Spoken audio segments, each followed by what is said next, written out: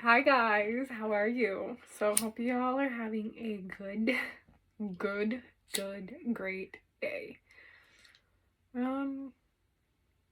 So I really got to thinking, I wanted to do a general message, so keep this in mind, this is very general.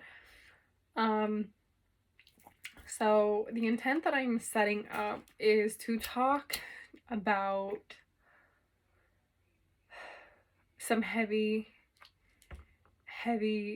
wounds that we may be experiencing as a collective, for anybody who resonates or anybody who clicks this message for whatever reason or comes across it. What is a message, a general message that we are getting with symptoms that we are experiencing? So what I am asking is, anyone who comes across this as a collective, whether it's because they're experiencing it or they have experienced or will experience this, what are we as a collective, for anybody who is coming across this video, what are they experiencing energy wise? What is going on? Thank you. What is going on? What is going on? So right off the bat, we have transition. This is talking about whether it's travel, transition, grief, death, rebirth. We're being a more mature spiritual sense, if that makes any sense. This is leveling us up to open ourselves up even further, to master our emotions and master our existence. So this what is this transition? Specifically, what is this transition? What is this transition? What is this transition? So some of you may have gotten out of a very intense situation where you felt like you were constantly always in a cycle, a perpetual cycle of doing everything for someone versus doing something for yourself. So it made you feel guilty, this person. So some of you may be dealing with narcissistic behavior, whether it's a partner, a parent, a child, a family member, a work member, someone of society, or even with yourself. So let's take an example. So you go out, you go to spoil yourself and you be like, I really wanted this dress, or I really wanted this nice pair of shoes, but I don't want to spend $300 on this pair of shoes, right? Or this dress, right? This article, this garment. So you buy it and you have buyer's remorse, and your mind is like, well, you could have paid elsewhere. And you're being reasonable to be like, oh, you look ugly in this, so they're just gonna sit in your closet and you're not gonna take them back, to be like, well, I'm gonna wear them sometime. Like, I have an outfit with that, but you never wear them. You know what I mean? It's that negative, like, self, right? So it's like quieting that voice and being like, you know what? Like, I bought them for a reason and I'm gonna wear them. Like, no, just wear them now. You know, to be like, well, you know what? I needed a new pair of shoes anyways. It's not just be like spur of the moment, you know? I want to feel good. I want to look good. So you're getting over a cycle where you've been boxed into this mindset that you can't do this because you'll do it later. And now this is saying, well, that mindset is driving you to do negative things and to acquire negative things, the sneaky, deceitful behavior where you're saying this is all you're seeing, and it's robbing you of your happiness, and it's putting you in a box that you fear, and you constantly, and your spirit is saying no, no, no, like, get in touch with me, I want to love you. So a lot of you have inner wounds, dependency, addiction wounds, that you don't want to give up, because it's like you've moved yourself, your life, you've shaped your life, your emotions, your thoughts around this instance, this negativity, and you've grown accustomed to it. Because the image that I'm seeing is a concrete, like a flower blooming in concrete, in a crack, you know? It's desperate to see life, so it's uprooting, it's grounding, and it's becoming, you know, it's coming again. But when you think about it, it's a weed, you know? It's not a flower, it's a weed, and it's literally pulling the infrastructure. I don't think that a lot of people who do this, like, this mindset is like you've locked it in place, but a part of you is like you're uprooting, is what I'm hearing. So it's like you're determining whether this is good, this is a good look, this isn't a good look, whatever. Some of you are listening to people that don't have no business in your life. And I know that's not proper English. You are listening to people who have no business telling you what to do. Pardon my language. And a lot of it is like outside validation, that you need outside validation when you don't even validate yourself. You don't even validate your existence.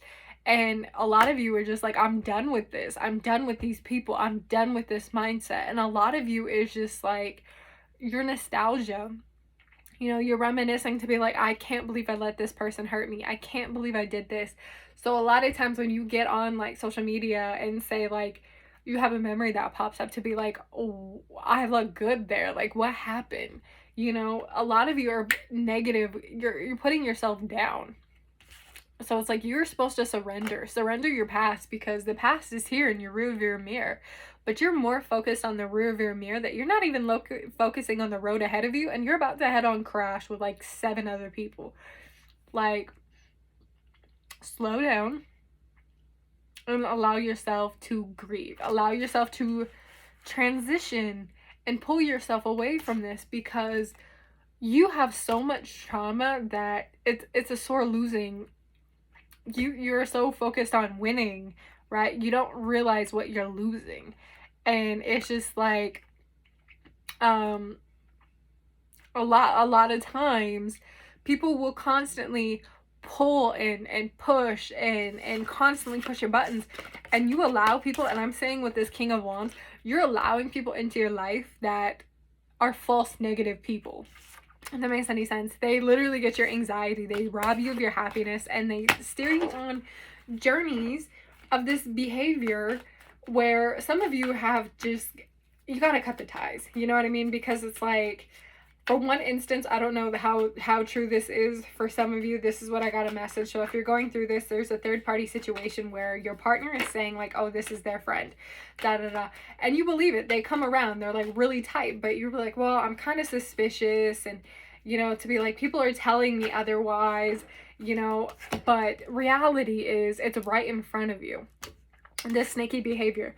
So with this being said, this hermit mode is you're actually going, before you start speaking and going into this introspective spot, you need to basically go in with the intent to be like, I'm going to heal this specific intent. I need to be able to do this. I want to get this out.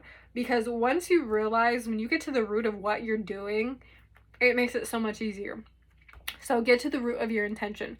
So for shadow work, if I go into shadow work, because right now I'm starting to go through it like heavily, like going through, so a part of me just really like wants to be in hermit mode, wants to be alone, and to gather my thoughts. And when I realize, it's like I want to get over my fear of rejection, a fear of abandonment. What causes that? What causes me to have a closed, open, whatever? You know, what has caused that pain? And once you get to the bottom, you start listing it out, and to be like, well, this hurt me, so make a list of everything that's ever hurt you, and to be like, I'm gonna work on this one list, place it somewhere, you know. So when you go through and you open yourself up, you open, you know, that one specific, you're not trying to tackle everything where you're just like this, you know, instead of, here's my list, I've crossed this out, here's this, here's my vision board, boom, your intention is set. Work on that one specific thing out of this list until you complete the list, your to-do list, right? So with the Hermit and the Star, a lot of you have a hope for what your spiritual thing is, and some of you actually have a false interpretation of what your spirit is actually doing. So some of you are like wishing upon a star and just being like, oh, let's wave a magic wand and I'll be okay. Let me take this pill and I'll feel numb.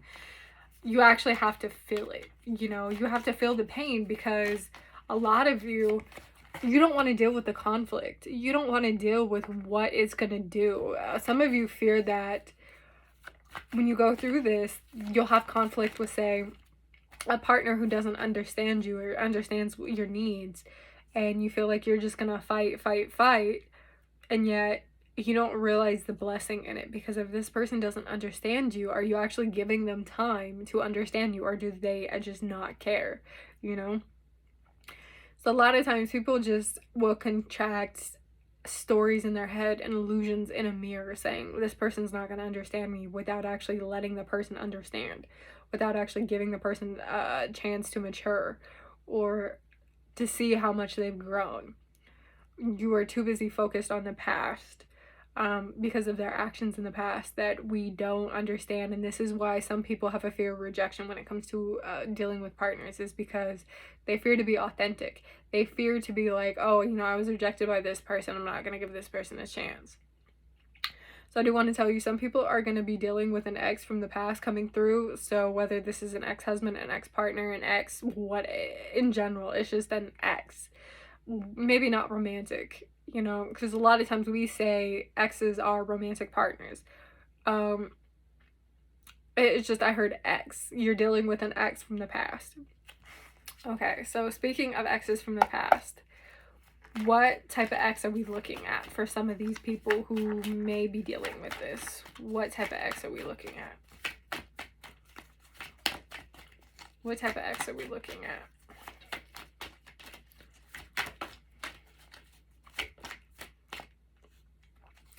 For some of you, you may actually have a romantic partner come back in the past. Someone that you may have loved, whether it's a first or a second love, or something that you may have wanted, right? But chances are they don't want to.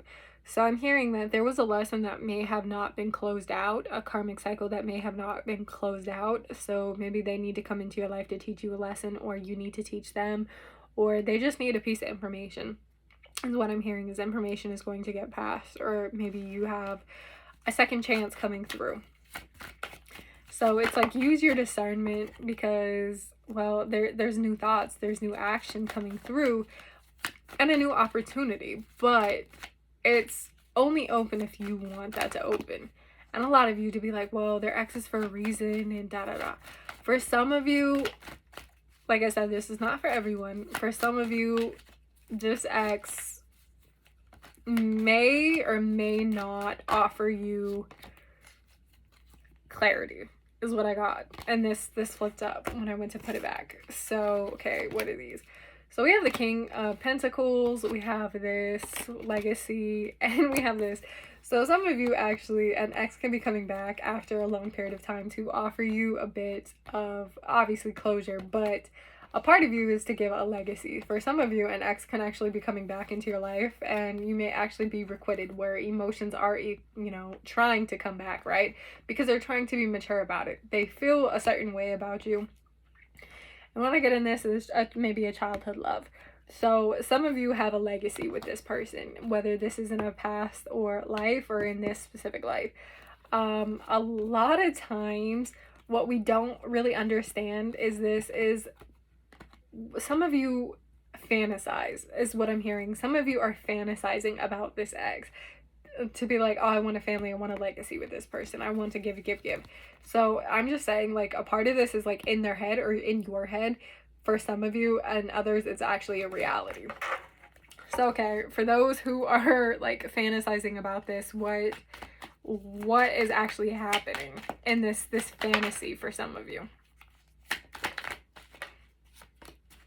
What is actually going on if this is being fantasized in their head? If an ex isn't actually coming back, but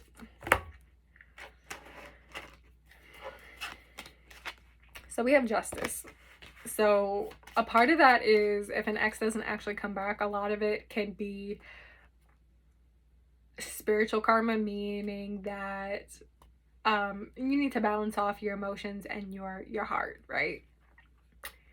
So these are talking about closing this karmic cycle, or causing, for some of you, if it's not an actual physical person, if you're daydreaming or you're seeing this in a dream and it's actually getting you emotional, this is just basically working through that loop, because it's like, it's open, right? And you're attracting it, but the fact that your spirit guides or spirit is saying, like, you don't actually need this person, so we're going to put you through a stimulation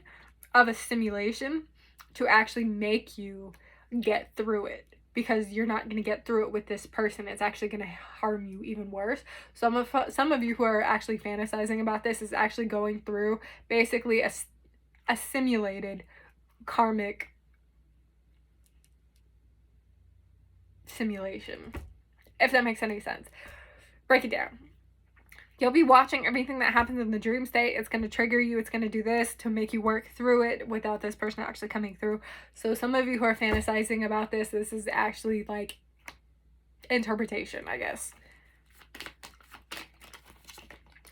So like I said, it's all thoughts. It's all in the thoughts. It's not actually going to happen. So it's not something to be defensive about. It's not something to fight. It's just, it's helping you recover, and it's moving you along. So with this being said, this Emperor, which is a very negative card, it's very moody, it's very manipulative. So this is saying some of you are actually manipulating your reality when you don't even need to. And a lot of it is like, it's actually going to bite you in the ass. So all I'm saying is karma is coming back, but it's a virtual simulation. You know what I mean? It's not actually going to happen for some of you.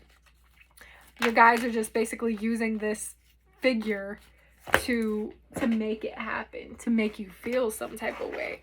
Because some of you want closure, but they're not responsible for giving you closure. So your guys are being like, well, we'll give you closure. So if you're having trapped feeling or repressed feelings, it's best to just allow them to take course and to see them through. You know, just be wise and discerning about what is reality and what is fate. So, you know, it's hard as it is, because a lot of times we see exes and we think about the things that we've desired most, or we've wanted something, but this is an illusion. You know what I mean? This is what I'm hearing as an illusionary practice is coming in. So with this being, it's like, don't allow illusion to wrap your mind around things. Don't allow illusion to sell you a dream that is not reality, because when this happens, you get caught up in a moment. You get caught up in that riptide, and you're struggling for dear life to get out of it. So just be wise, you know what I mean? Give yourself self-love, because this is talking about someone who's a hopeless romantic. So some of you are wearing your heart on your sleeve, hoping for an offer from this person, and you're doing everything to get this person's attention. It's like you're begging for it because you're chasing it. So this is saying like you're chasing after this, and it's like, stop. You know what I mean? It's like, do you actually want it? Does your heart actually want it? Because they're very passionate thoughts about this. This is a very passionate like grouping. But it's like, allow your thoughts to take the back seat and allow yourself to get to the core of it, because Spirit is saying they want you to be passionate about how you go about life, how you go about your life without living for someone else or for doing things that are not from someone else. So that being said, for those who do not know cultural appropriation intended, so this is my Kali deck, and Kali is one of the mothers of shadow work, one of the deities that preside over shadow work in many numerous different sects of Hinduism and Buddhism. And because a lot of entities are given new faces and new names, but ultimately they're the same deity. So you don't have to ask Kali to come forward.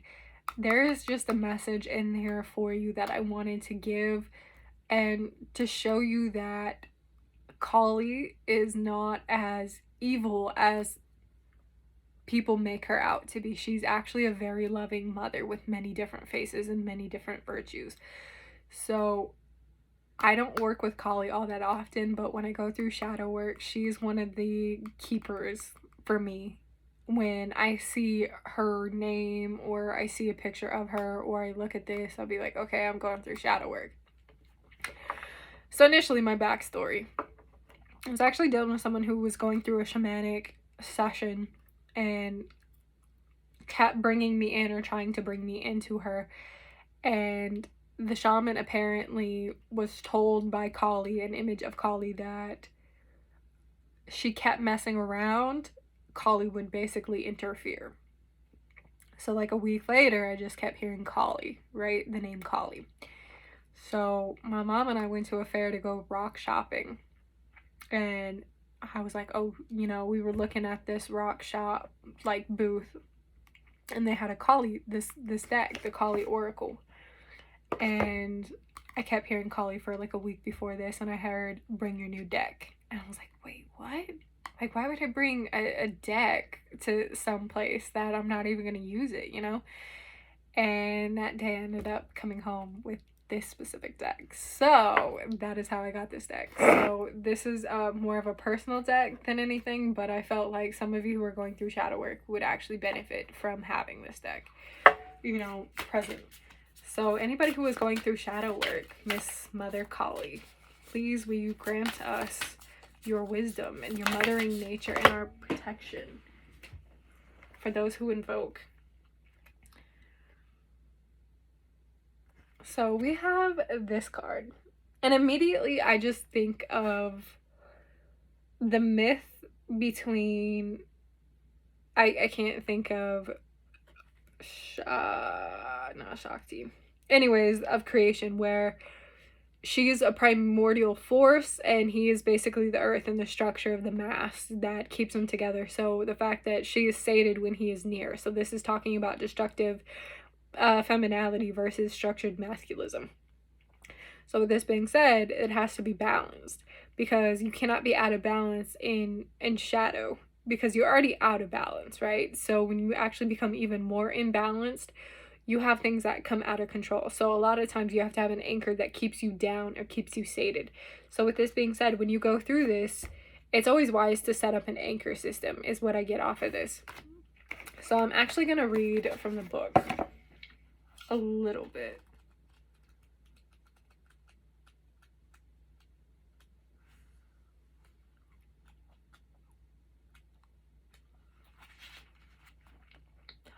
Our wild mother goddess overcomes duality, resting in the sweet spot of integration, healing, and creativity, and facilitates the overcoming of tension and conflict, birthing sacred relations and revolutions and evolutions of the greater bliss.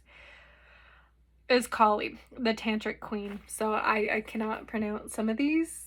So the tantric. So this is talking about sacred sexuality. So when I said, you know, wild feminism, or basically out of balance feminism and structured masculism. So with this being said, is neutral. So neutral balance.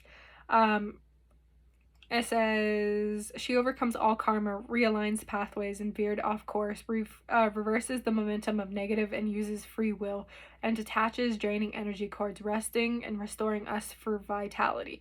Her presence announces, signifies change and positive improvement in all of our lives, especially your spiritual life.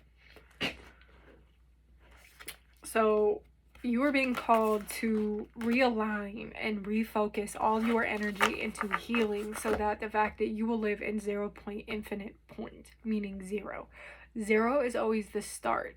It's never the first start. It's exactly where you are now, where you decide to take action and make that first step. This is where that infinite part is. So when you allow yourself to be involved in your 0 pointness, you are not masculine nor feminine. You are both. Equal, attributed, brand new. And this is saying using that sacred sex, not actually having intercourse, right? But actually saying you're opening yourself up to both sides and you're aligning them. You bust all negative energy that's ever been inside you. And that's the point of shadow work, is to remove all this so you can become pure and vital again and full of life. So thank you. So if you feel called to call upon Kali, just make sure that you give her an offering and you set firm boundaries, because any type of deity, things can go wrong. So cinnamon, curry, fruits, I'm hearing mango and papaya, or even oil, like essential oils, like a mix of essential oils. Now, a lot of them are very citrusy, but I'm also hearing that smoked paprika